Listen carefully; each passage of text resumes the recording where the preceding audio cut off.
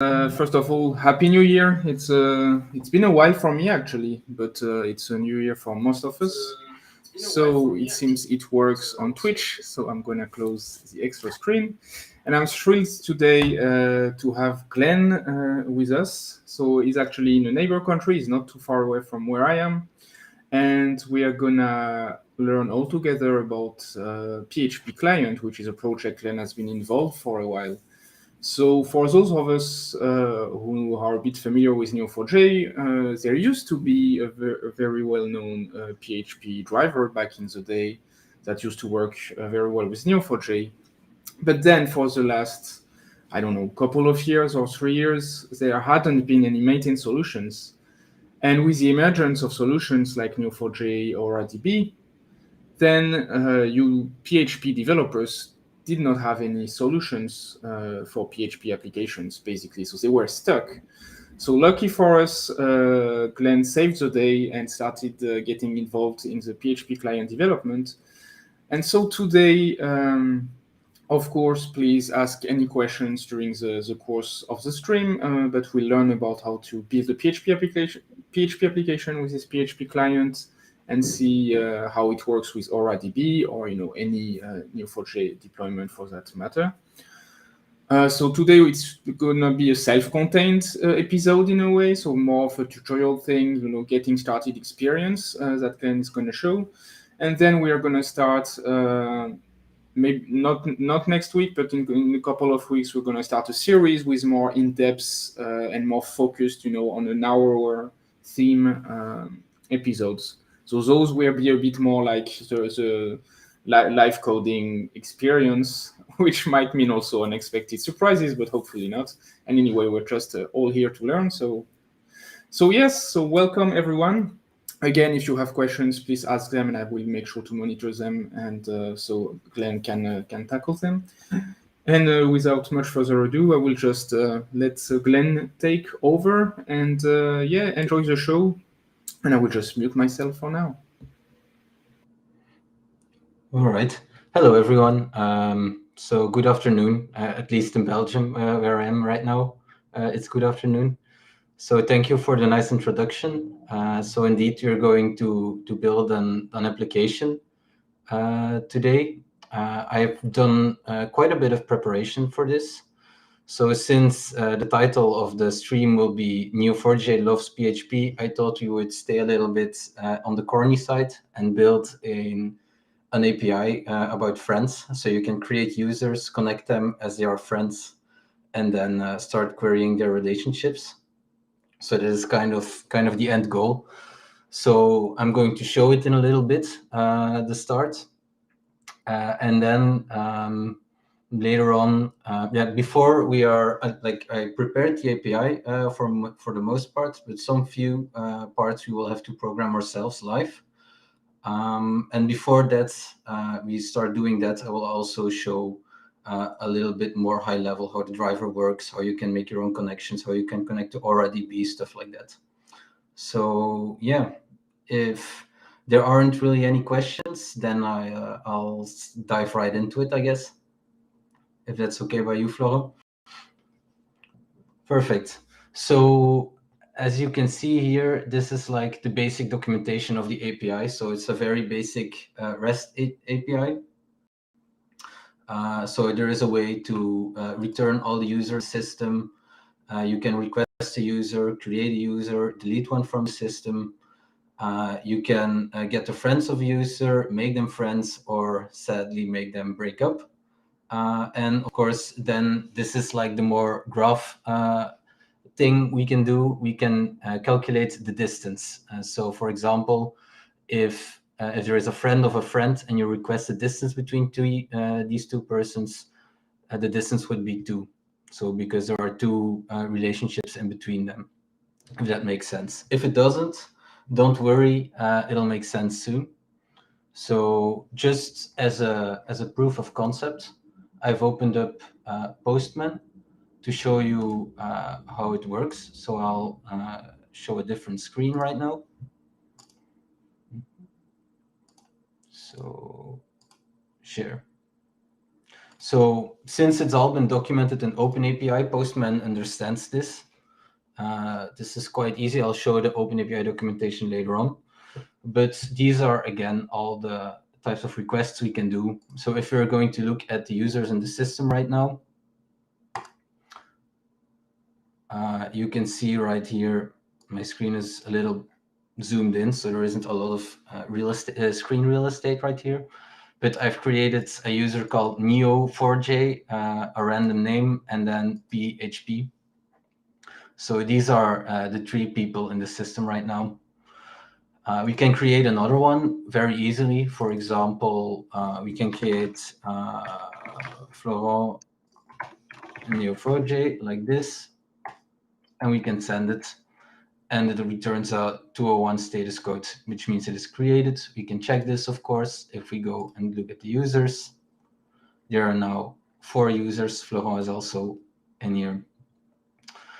And then we can say that Florent is a friend of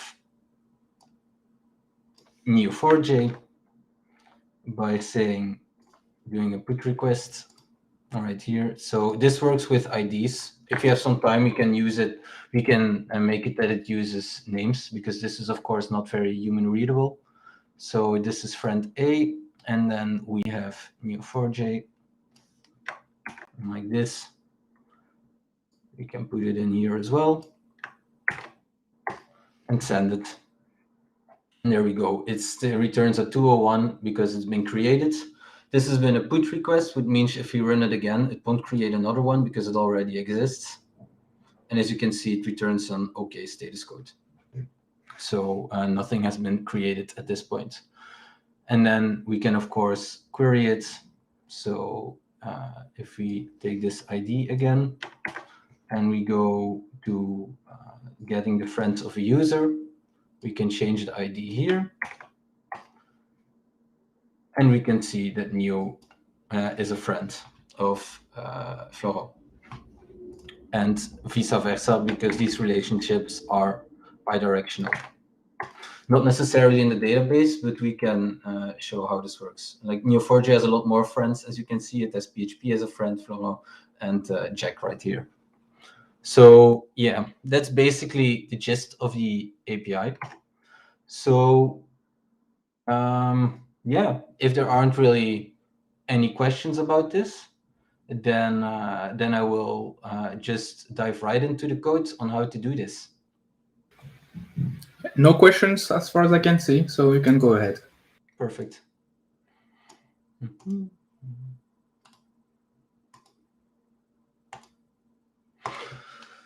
So here we are. This is the project. So it's not that much code, to be honest.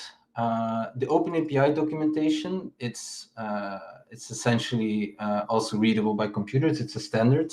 So you can see here the definition of all of these kinds of stuff. But that is the boring part. And then there is, of course, the standard entry points. So every time a request starts, it'll go to the index file, and the index file, as you can see, it'll load the environment variables. It'll create some dependency injection. It'll create an application. And then this is like slim stuff. And here are the endpoints. So this is get, post, delete, like as you've seen. This should be recognizable from the page I showed you in the beginning. So yeah, and as you can see, like I've implemented most of it, but by the end, we should be able to build this one. So this is the distance function in the controller. So right now I've returned it with a status 501, which means it's not implemented yet. But of course, it should become a status 200 with an actual number, which would be the distance between two users. So yeah, but this is of course not the essence of the talk today. Today, I mainly want to show you how to use the driver, how to work with it, like show you the basic concepts. So there are of course a few scripts I have prepared to show this kind of stuff off. And we start with the actual driver object itself. So let me remove this. Of course, by the end, we will share this on a public GitHub in the examples. So yeah, that should work out as well.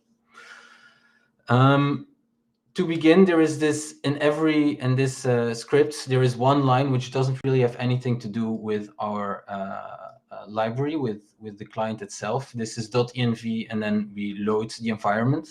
In the environment, I have pasted the actual URI to connect to an AuraDB. So I can just show this, but the password will be visible as well. By the end of the live stream, I will change it. This is, of course, only a free instance. But this is the connection URI. So this is the basics. This is the basic configuration a driver needs before it can work. So I'll explain a little bit further, but it essentially says, build a secure Neo4j connection with username Neo4j with this password on this URL. So that basically brings me to the beginning, which is how are these URIs built? And they are built in a standard format, which means there is a scheme in the beginning, then there is an optional user with a password combination, and then there is a URI and an port.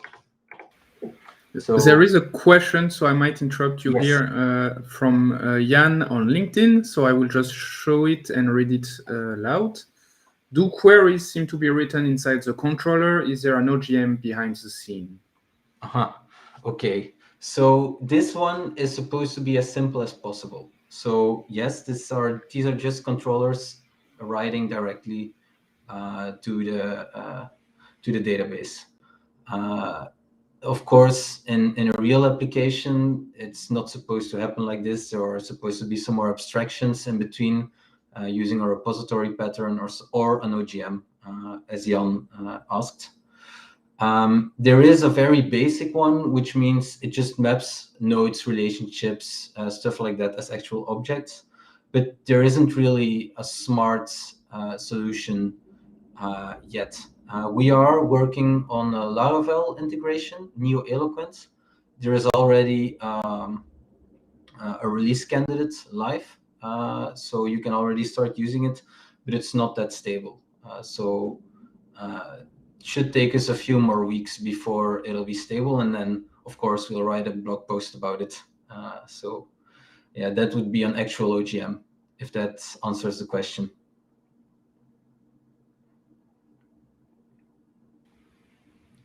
Let's assume it does, and if not, yes. I will jump again. Perfect.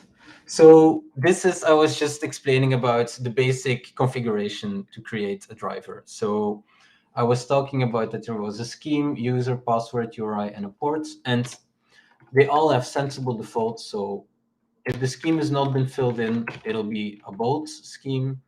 There will be no user and password, and it'll try to connect on localhost on the default port for bold, which is 7687. So yeah, that brings me on the different kinds of schemes. So the scheme essentially decides which type of driver it's going to use. So I've shown you one that said Neo4j. There is one called Bolt, and then there is another one available called HTTP.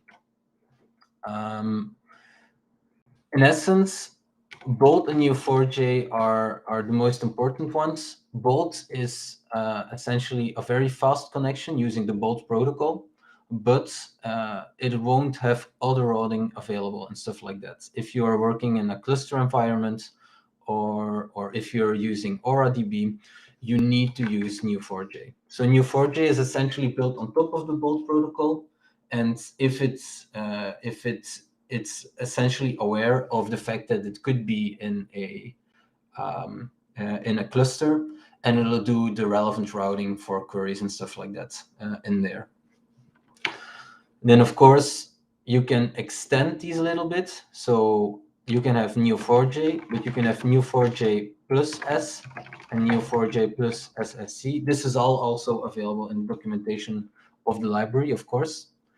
But this means that it should be on top of SSL, and SSL demands that the certificates need to be signed by a secure authority, certificate authority, sorry.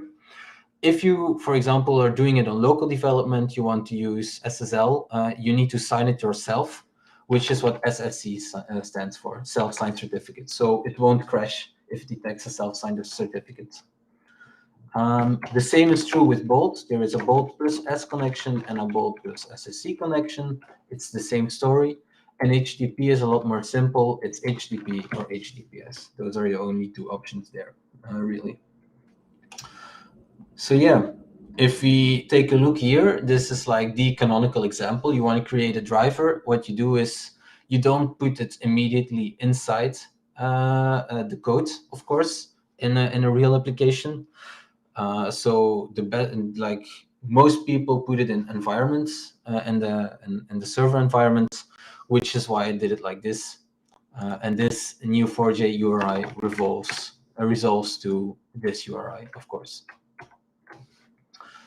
Now, of course, this is the basic canonical example, but there are a lot more things you can do when you create a driver. So this one is one that tries to make one on over the Bolt protocol with a Neo4j username and test as password on localhost.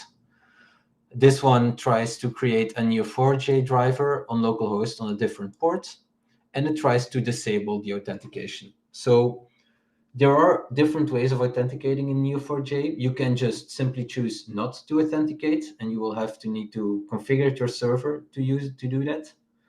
This is not the basic behavior.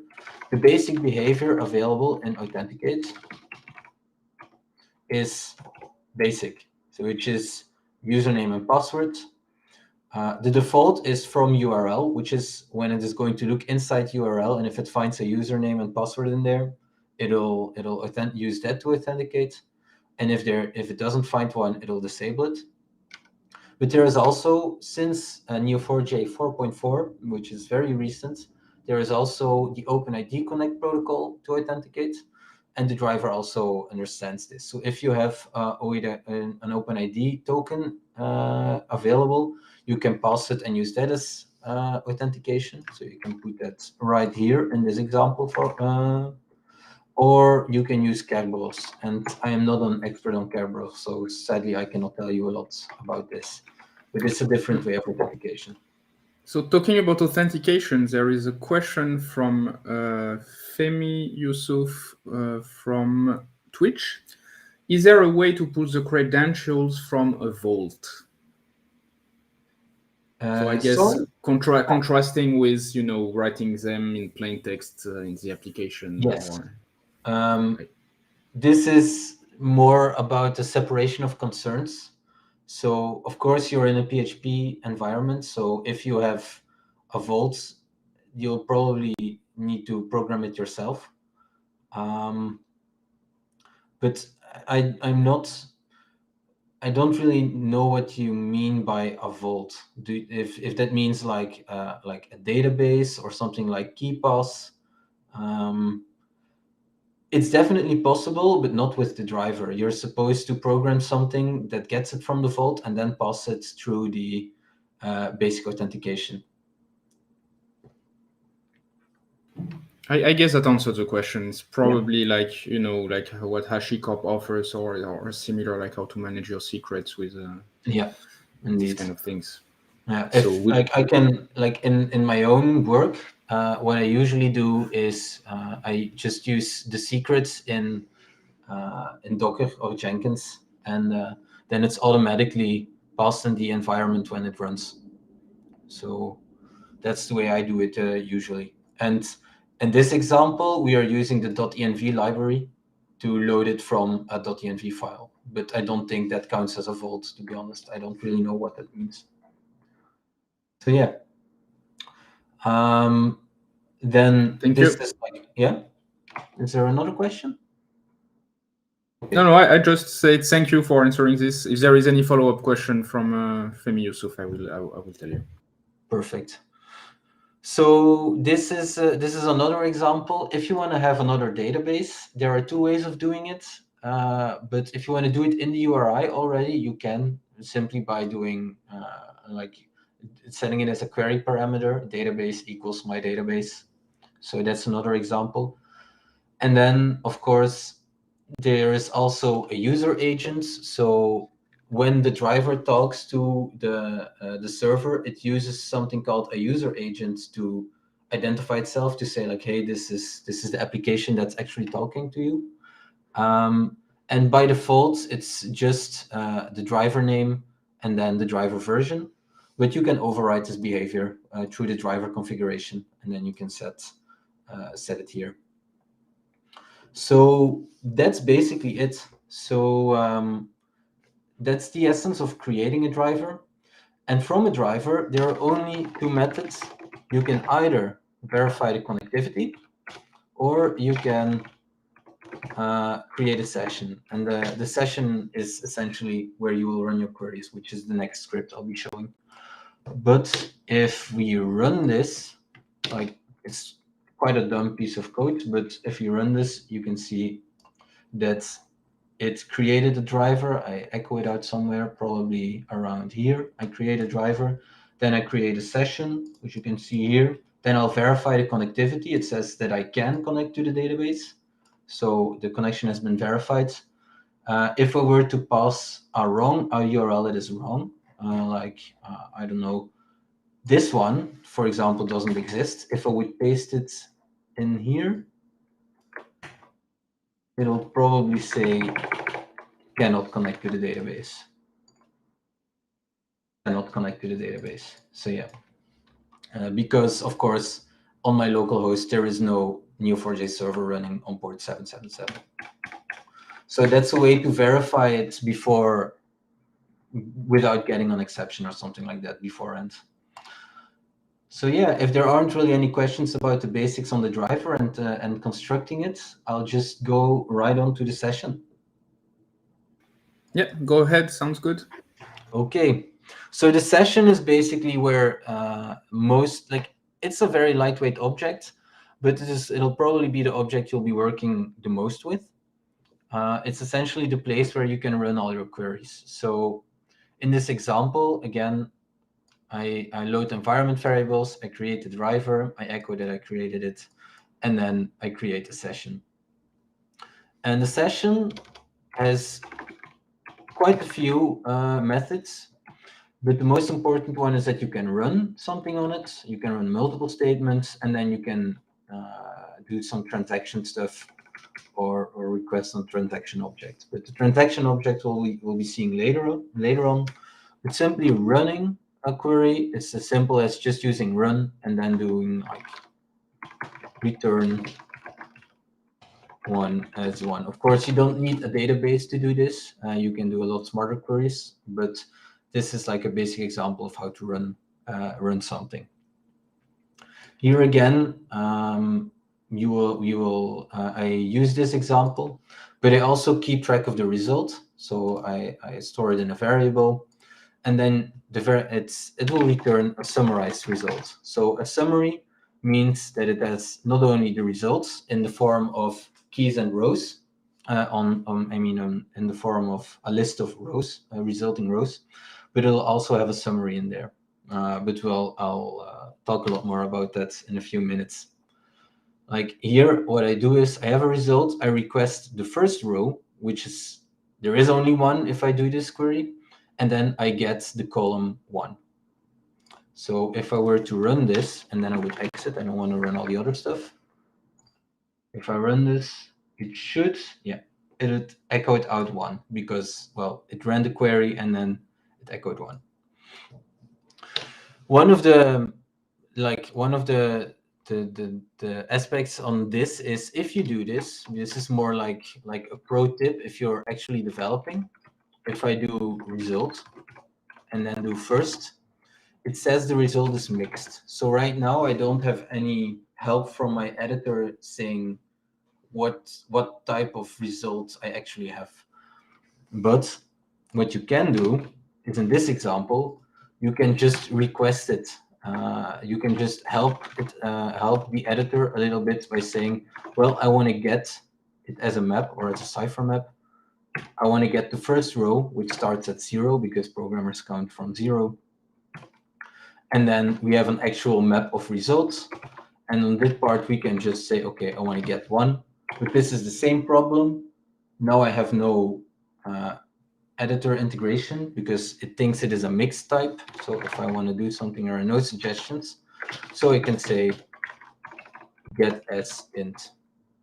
Or I could request it to return it as a node object, but then it would crash because, well, I didn't request a node. This is an integer, so that would crash. But this is a nice way to keep your IDE integration. And then another small pro tip: if you're working with longer queries, it can be helpful to use HereDoc. This is a PHP functionality. So instead of instead of using a string, I just say, okay, I write cipher in here, and now I have some sort of free form. I can put as much enters as I want. I can do tabs. It's all in there. And here you will see I create something. And now this is the interesting part, because I created something. Like the bolt protocol keeps track of this. So when we return the result, it will be in the summary that we created something. So it will not only be like in the result the actual user, but the summary will also be able to say that a user has been created. So if I break it from here and I do a run query, I wrote a function that summarizes the result from the summary object. And as you can see right here, I said the summary told us that we created a query, that we ran a query, this one. It was available in 27 milliseconds. The query was of read-write type. It was run on this URL, and it created 1 node. And the actual implementation of the function, well, it receives the summarized result, and then the world is your oyster essentially. If you look at the summary, you get counters, server information, query type, when the result was available, the statements that you ran, information about the database, possible notifications, stuff like that. And this is quite an ugly piece of code, but this is what resulted in this nice output when we ran it. That said, okay, we ran this query, was available in this time, stuff like that. And then to come full circle, I think, I do a delete query here. So it'll also say if we deleted something, and then we can also run multiple queries at once. This is very interesting. If you're using the HTTP protocol for Bolt, it doesn't really matter all that much the way the algorithm, the way the protocol has been designed. But running multiple statements at once is very good for the HTTP protocol because it saves a lot of round trips. If we were to run this query 3 times separately, it would open and it would send 3 requests out. Now it sends 1 request. So this is more, if you were to use that protocol, you can do some optimizations like this. Otherwise, well, it'll just return all the results in a list. So I get the results and then I summarize them. So if I were to run the entire script, we can get a lot more output. So there we go. So the first query we ran was a read-write query where we created a node. The other one was a read-write query where we deleted 2 nodes because I ran the script 2 times. So there were already 2 nodes in the database. And then there has been a read-only query and another read-write query with 3 nodes, and then another read-only query. So I hope this makes sense, because then I can, we still have time. I can show the way transactions work. And before we go there, so there is a question from Jan a more general question, not entirely related to how session works with the PHP client, but it's about the version support. Like, does PHP client work with PHP 7.3, and does it also support Neo4j 3.5, which Neo4j 3.5, for those who don't know, is an extended long-term support version. So the long-term support version 3.5 was supposed to expire, so to say, last year, but we decided to extend it a little bit longer just to smooth the transition from Neo4j 3.5 to Neo4j 4.x, 4.4 being the current and new LTS. So yeah, over to you, Glenn. Okay, so it works. The good news is it works with Neo4j 3.5. So all the supported versions on Neo4j are supported by this driver. Sadly, it doesn't work on PHP 7.3, but only 7.4. And this was mainly because when I started the project, I was alone. So I had to choose something that would be quickest for me. And my reasoning at the time was that 7.3 was already very close to stop being supported, which is why I chose 7.4. That being said, this is not the first time it's been asked, so it might be something that we will have to put on the roadmap to downgrade PHP to 7.3. But even if we were to go that route, I still strongly recommend upgrading PHP to a newer version. Yeah, especially if it's not a big deal, then yeah, definitely. Neo4j 3.5 will be supported and probably for a very long time still by this driver. Especially since people coming from the previous ecosystem with the previous driver could only use 3.5. So if you were to have to ask people to move not only from a different database, but also different PHP version and a different PHP library, I think it would be asking too much for people to switch. So that's why we will probably maintain 3.5 a lot longer. Thank you. Yeah, I just checked, and indeed 7.3 has reached end of life very recently. Yeah. So yeah, that was the reasoning behind it. All right, onto the next one. So transactions. A transaction, for those who don't know, is essentially saying I'm going to run all these queries until I commit, and these aren't already. How do I say this? I should step back. A transaction in the concept of a database essentially means I'm going to run all these queries inside a transaction, but all these changes will not be visible to other people, to the database. So it's only within this transaction. And once the transaction has been done, you can choose to either commit it or roll back. If you roll it back, that means the changes will never go to the actual database. And if you commit them, that means they will finally go to the database. So to have this as an example, again, I load the environment variables, create a driver, create a session. I clean the database out with this query. And then I say, okay, session, I'm going to begin a transaction. And I'm going to run something on this transaction. And then I'm going to roll it back. So what I did was, of course, this is such a simple piece of code that it looks quite strange that somebody would write it like this, but it makes a lot more sense if you're going to do a lot of complex queries and you want to make sure that and each of these queries will make a change in the database and might possibly break it if the next query won't be run, which is why it can be very interesting. But here, like, this is just for demonstration purposes. I begin a transaction, I run it, and then I roll back. Once the transaction has been rolled back, you cannot commit it again. You cannot run anything on it again. So if we look at this piece of code, like I said, the transaction has been rolled back. I try to commit it, which will trigger an exception. I will log this exception, and then I'm going to check if there is anything in the database. And of course, there won't be anything because we cleaned it.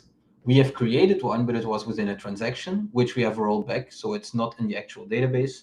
So if I run it on the session, it should echo out that no node has been rolled back. So let's break the code here. So if we run this, so as you can see, it first logged the exception where it said, okay, the transaction is already finished, which is this piece of code. And then if you run the transaction, the isEmpty check worked, which means it echoed no node as rolled back. The text could have been better, the messaging here. A better explanation would be transaction successfully rolled back. And then if you run it again, here we go. This can, of course, in bigger code bases be difficult to maintain because if you have committed a transaction, there really isn't a way to know this afterwards.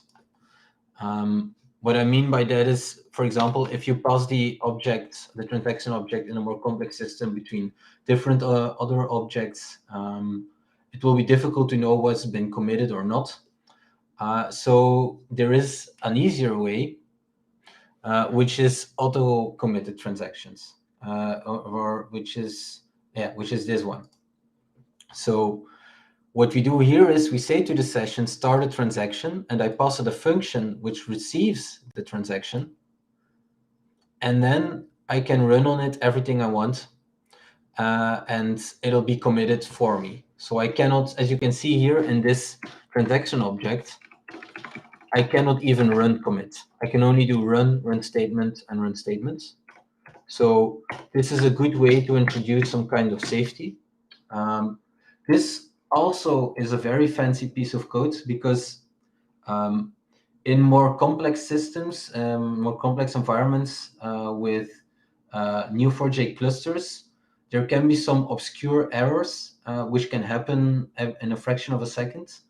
And when you use this piece of code, it'll automatically retry if this happens. So if there is something going wrong in the, or it's working as intended, but if like you hit the database at the wrong point of time, it'll just try again for you.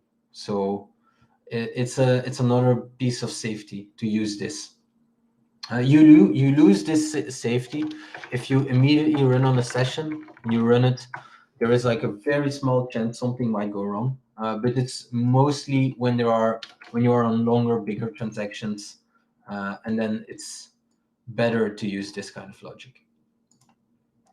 And then, of course, whatever you return in the function will be returned afterwards. So the results are passed back in here, which was what I returned here. And then, yeah, I can request a node because I created one here. I can get it as a node. And then, of course, since we have chosen to go with the code, with the IDE path, like I get every possible method again. So I can say, I can request the ID, I can request the labels and the property, or all the properties at once. Yeah, here it is. And we can see it again here. Because this transaction was successful, it means the list isn't empty anymore. So here, this exclamation mark means not. So it has not been empty, if you run it on the session. So if you run it here, it should say that the node has been created successfully. This has been the previous piece of code. This was the last one. Node successfully created. So it's in the database. Yeah. And then there is a final part on all of this, and this is parameters. So in all the previous examples, there really weren't that many in this case. But if I want to add an attribute to a node, I can do it like this. I can say test. And then, of course, so I make it a test attribute, and I say to it that it's ABC, I don't know. But of course, programmatically, this is very difficult because then you will have to write everything in this query. So if it needed to be a variable, which could change, so test equals ABC, should look like this, which is a horrible piece of code, of course, if you do this. So instead, what we have is parameters. So you can see here, I have the variable inside of here, and then I can pass it as a parameter here. So it's a key value array, and I say, this has a slug called test slug, or if you wanted to make it like I did here, I can do this. It's test with value ABC. So this is how you would create variables. And these variables are relatively flexible because it doesn't even need to be an array. It just needs to be iterable. It needs to have a key. It needs to have a value. And if it is a value, it essentially needs to be JSON serializable. So it can even be an object. For example, I've created an universal identifier object. And if you go and look in the code, you can see it's an actual object, which wouldn't really play nicely, but it's JSON serializable, which means that it just returns a string if it's converted to JSON. It'll return the actual ID, which makes it really clean because right now I can just say, okay, there is a slug and there is an ID, which I generated on the spot, and it'll all work out. And the variables can be also iterable themselves. So this is a lot more, this is a more complex example, but imagine like you want to create many records at once. Like for example, we would call the variable mappings, or let's call it records in this case. And each record has a slug and an ID, and we want to create multiple at once. Then we can do it just like this. Now, of course, you have to change the variable name here. So we can unwind it, and now it'll iterate over all the records, and it'll create a node for every one of those. There is one thing that is difficult about this. If you were to create an empty list, if you were to pass it, it's difficult for PHP to determine, did you mean a list or a map? Because both are represented in PHP. So you can have an array like this, 0, 1, 2, 5, whatever, or you can have an array like this.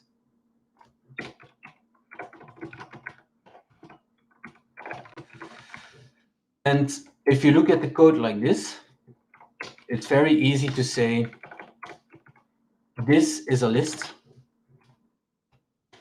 and this is a map. What's difficult is when we say this. Is it a map or a list? It's an impossible question. It's impossible to know. So there is a parameter helper where you can say, okay, I'm telling you this is a list, or I can say this is a map, and it'll work itself out. So this is like a gotcha. And I think if I were to run this right now, yeah, let me delete this. It should work out. Yeah, so this is the entire piece of code, of course. Yeah, I didn't output anything, but it ran successfully. I don't know what the time is. No, I don't have time anymore. So yeah, that's essentially it. So there is a question from literally a LinkedIn user, and I'm gonna read it loud. Wouldn't the variable in the here block be substituted by the PHP variable of the same name? That's an excellent question, and I forgot to tell this. It would if it was written like this.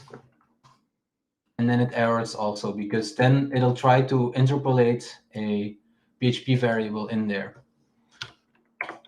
But if you write it like this, it'll always look at this as just normal text. Perfect. Perfect. Thank you. Yeah, no problem. And then, because it's already been 45 minutes, the client is essentially the easiest part. Like the driver name has been client, not necessarily driver. And that is because there is a small abstraction on top of it, which is what we call a client.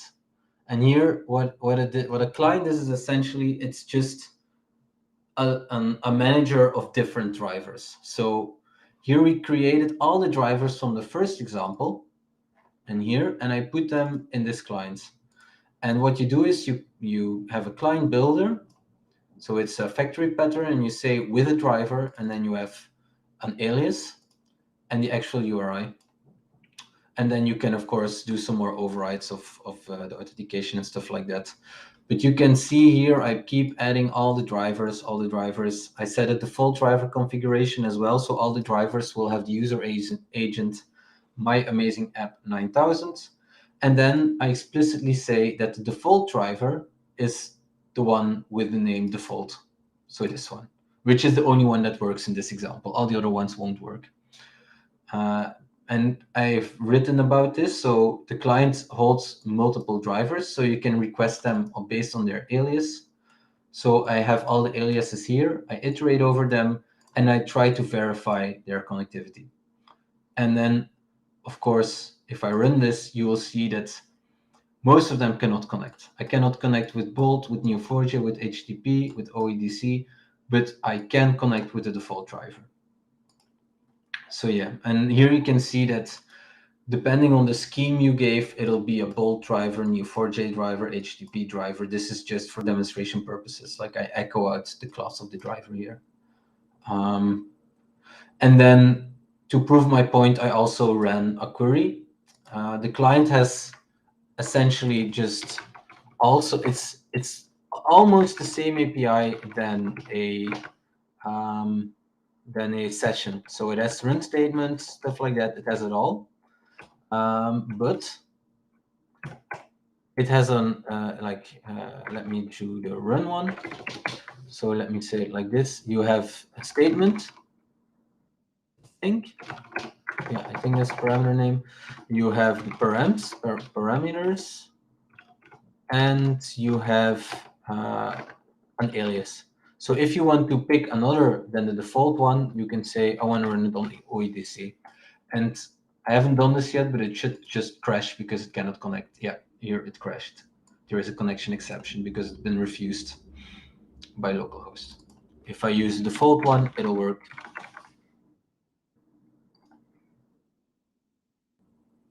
So yeah, that's basically it on the technical side. If there aren't any questions, I see I have 10 more minutes. I can show you how to use it in the API example.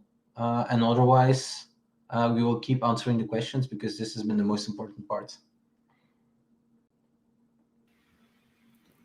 Maybe I have one question on something you showed before, and maybe some people in the audience are wondering. So I remember you showed something like get as map and get as cipher map.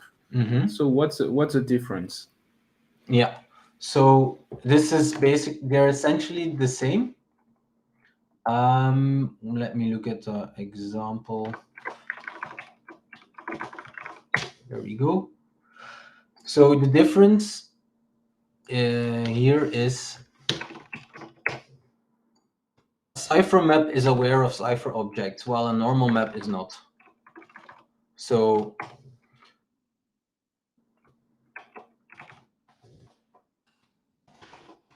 the cipher map can do get as node, get as date. These are all Neo4j types. Cartesian point, date, time, duration. So it's all aware of this.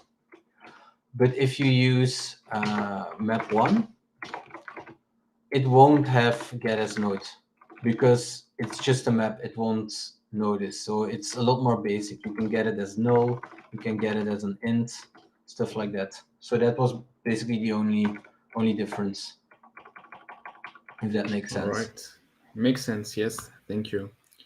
And I don't see any other question in the chat. So yeah, sure. Let's see how how you use the client in the application you showed at the beginning. Perfect. So yeah, so let's look at, for example, a friends controller. So these are all the possible ways the API can interact with friends. And you can see me using the here doc again with the hyphens. I don't know what it's called in English. I think it's something like that. So the variables don't get interpolated. For example, when I want to list the friends, I simply match a user which has friends, and then I collect their results saying, okay, the ID is equal to the friend ID, the first name is the friend's first name, the second name is the friend's first name, and I put it as friends. And because I already collected it in Cypher, I don't need to do any extra programming. I can just pass it. So I can say, okay, my results, users, I request the first row, and I get the friends variable, and I'll just write it in the body because it's all JSON serializable, and then I'll return the response. So this avoids a lot of the code duplication. And another example, for example, the make friends, I sometimes return it with status 201 and sometimes with 200, depending, because that is what HTTP protocol requires, the REST API standard. So what I do is I use the summarized result. So I run the query here, I match the two requested friends, and I merge them in a relationship. Because I use merge, it'll only create a relationship if it didn't exist yet. And we can check this here. If we go and look into the summary, we can get the counters, and we can just ask them, did it contain updates? If it did, return it with status 201. Otherwise, we will just return the response, and the response says a default of 200, but I could have been more explicit here and said with 200. Breakup is also very easy. We match this relationship and delete it if it's been found. And this is the one which wasn't implemented yet. So this is about calculating the distance. So again, we have the session variable. We can run it.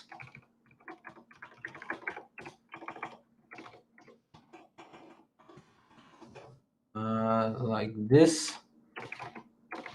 We can say, we can get the query parameters here.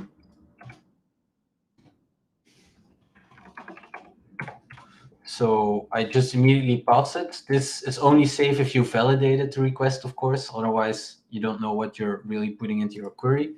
But the query parameters, if they were validated, they essentially would look like this. Friend A with an ID and friend B with an ID. So I immediately pass them in the variables. I match both of them. So let's call them A, which is a user with ID, friend A, and B, user with ID, friend B. And this we can, this is of course just to match them, but let's do something more fancy and say we will make a path of this. So friend of, I think I called relation. Yeah, friend of. And then we can use this fancy feature called a variable length expansion. So, and then we say we'll make it a path instead of just a random query. So what happens now is I will match a path, and the path will be between two users, and it'll only follow friend of relationships. And they should start from 0 and go infinitely. I think this is the way it's been, the notation works. I'm not quite sure. We'll see if it crashes or not. In any case, so this will return the path between them. And then we can say we will return the length of the path, but we will order them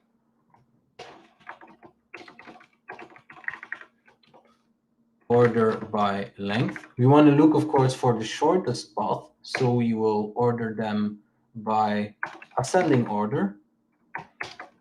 And we will limit the results to one row to make sure.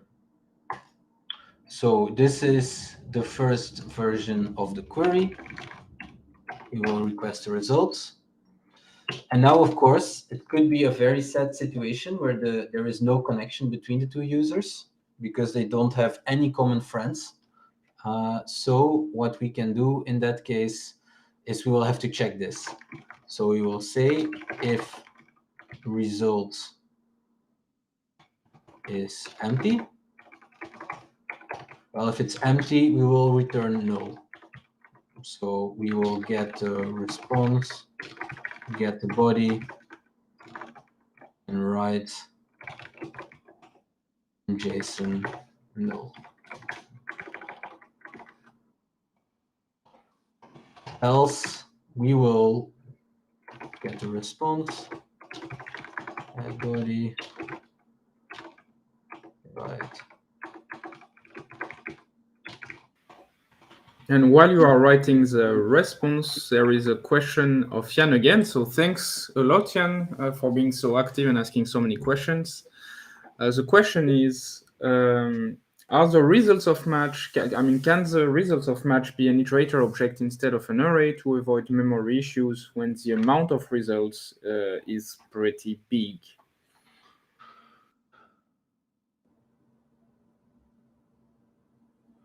Yes. This is okay. The way it's been implemented right now, but it is on the to-do list, is it immediately fetches all the rows, but it has a standard limit of 1,000, I think, 1,000 rows. What we the way I do it right now is simply by pagination. So it's the same as you do with other things. So that would be in the request, there would be a page number and a page count, and then I would use a combination of skip of the page and the limit of the count, for example, and that way you get a nice limit. That being said, for version 3, because right now the library is in version 2, it's definitely going to be implemented, which would indeed iterate over the results and only pull them as configured. So you can figure it to be, for example, only pull 1 record at a time, 100 records at a time, to be softer on memory. It's a good question, but right now it needs to be done by hand with skip and limit in Cypher. Perfect, thank you. I can show you an example of a paginator I found, but I don't think the paginator I implemented, which behaves as an iterator. So it's definitely possible, and it's not that difficult to create to build, because you implement it as a generator in PHP. But yeah, that's probably beyond the scope of this live stream. So I think we are pretty much done here. So we get the length.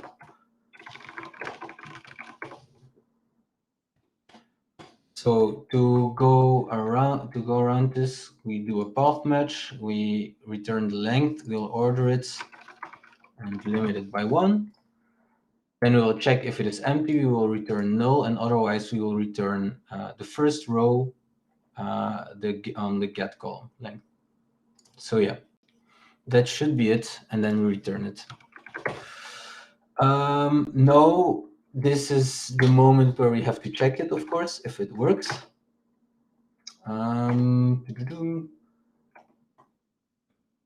You cannot see my screen, I think, so let me change this.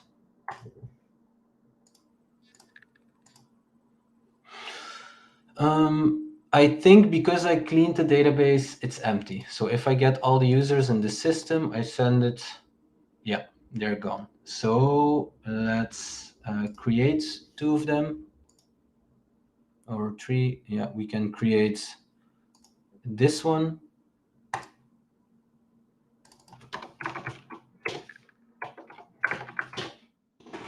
Neo4j, and we can create PHP.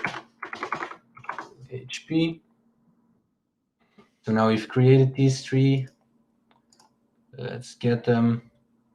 And let's calculate, yeah, we can calculate the distance now. It should always return null because, well, we haven't made anybody friends yet.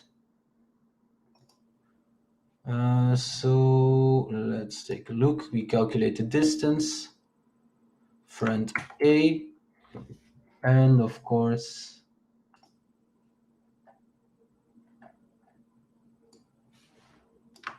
another friend B, send it.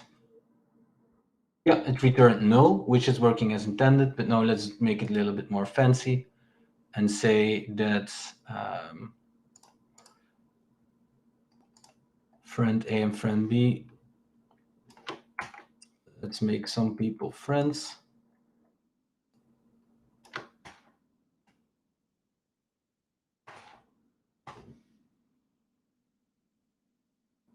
That's an okay, that's not good. Should be 201. Let's return. Might be wrong IDs. In hindsight, it was a bad idea to use for demonstration purposes IDs. But hey, you live and learn, I guess.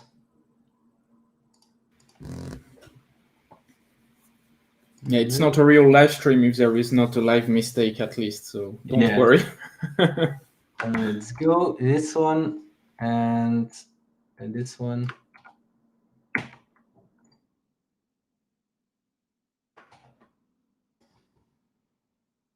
Yeah, so that's 201, it created it. And now let's check the distance between them. It should return 1.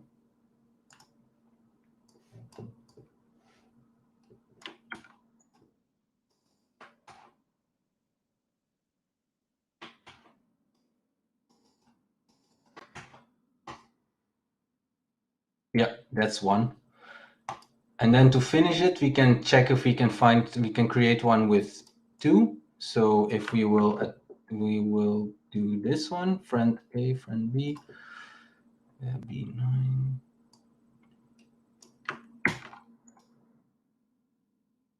So if we make these friends,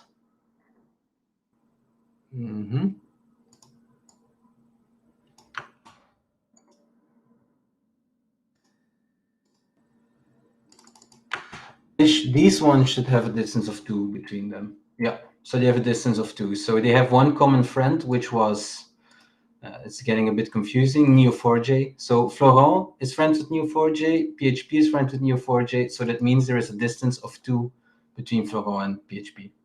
So that's basically the demo.